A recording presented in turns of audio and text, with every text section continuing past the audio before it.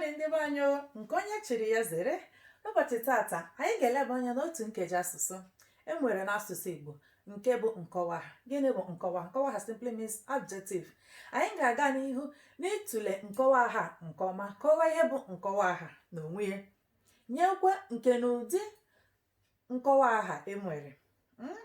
Gakwa n'ihu ma nye ọtụtụ ọmụmaatụ iji gosi nkọwaaha ebe nkọwaaha dị na ahịrịokwu ọbụla. Ka anyị tọọ ntị n'ala ma mara ihe bụ nkọwaaha.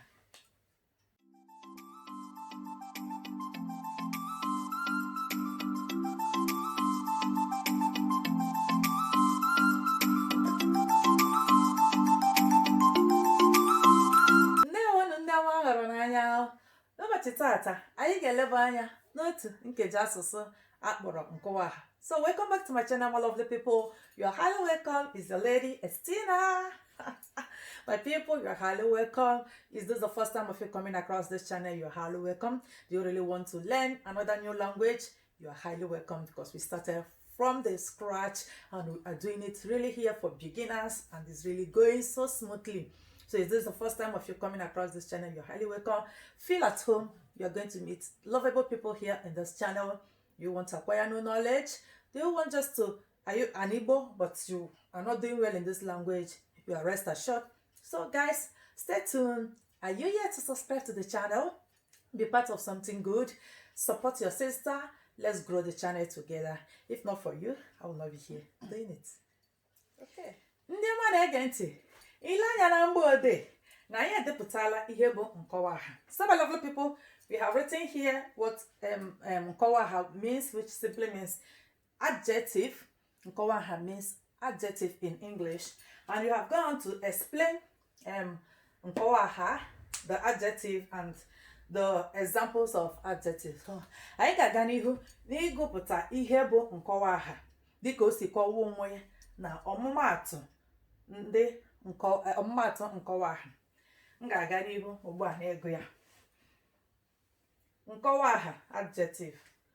Nkọwaaha bụ otu n'ime nkeji asụsụ enwere n'Igbo nke na-akọwa aha ma ọ bụ ihe mepụtara aha. Okay? I'll go on again. Nkọwaaha bụ otu n'ime nkeji asụsụ enwere. That means it's just one of the parts of the speech that we have in Igbo language. Nke na-akọwa aha, that explains name ma ọ bụ ihe mepụtara aha, and also what gives the name. Okay?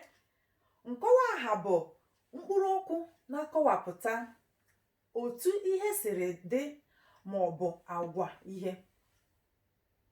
Again, nkọwaaha bụ mkpụrụ okwu na-akọwapụta otu ihe siri dị ma ọ bụ agwa ihe.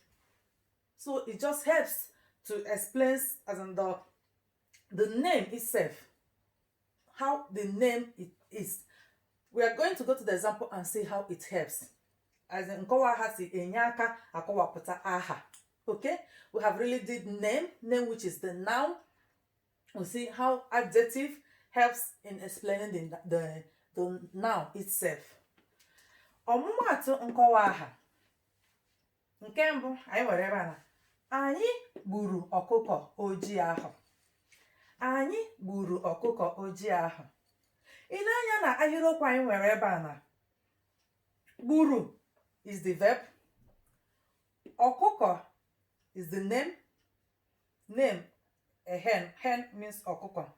Ojii ahụ, ojii is the adjective that helps to tell you how the hen is looking, that the hen is black.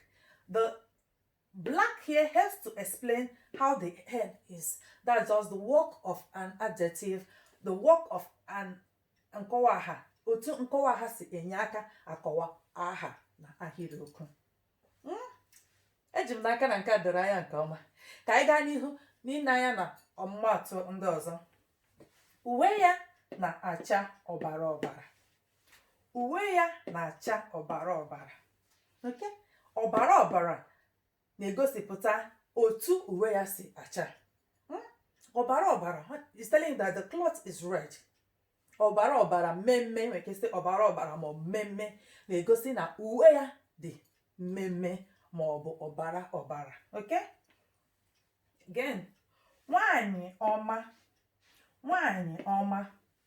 Ọma here tells you how the woman is. Nwanyị simply means a woman.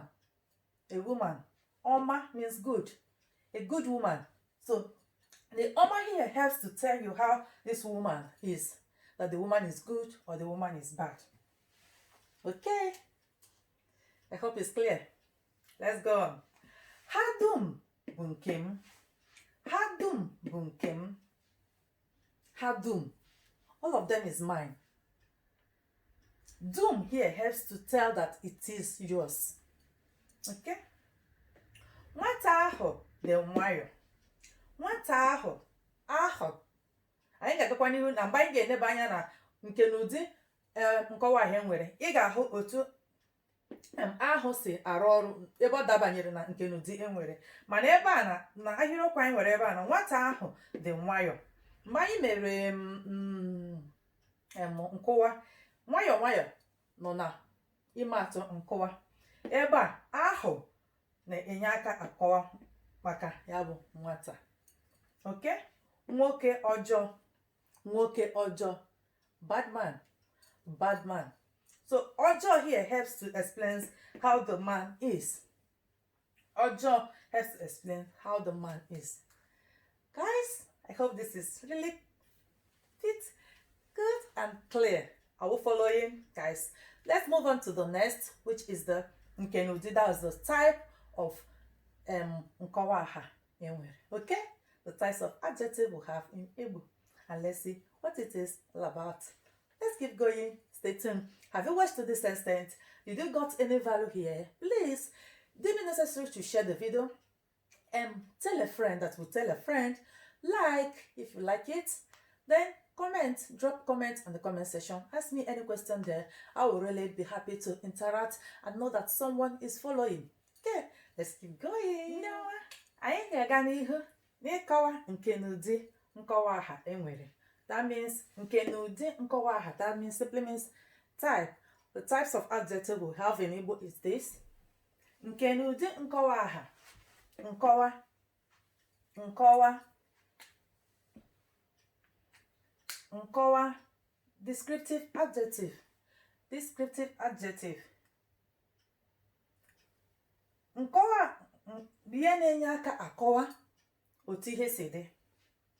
Ịmaatụ dịka anyị si nye ebe na mgbe anyị nyere ọmụmaatụ nkọwa in general. Ọcha. Ọkụkọ ọcha. The ọcha helps to tell how the hen is. So that's it here. That's what nkọwa, the descriptive adjective, helps to explain how the things itself is. Okay?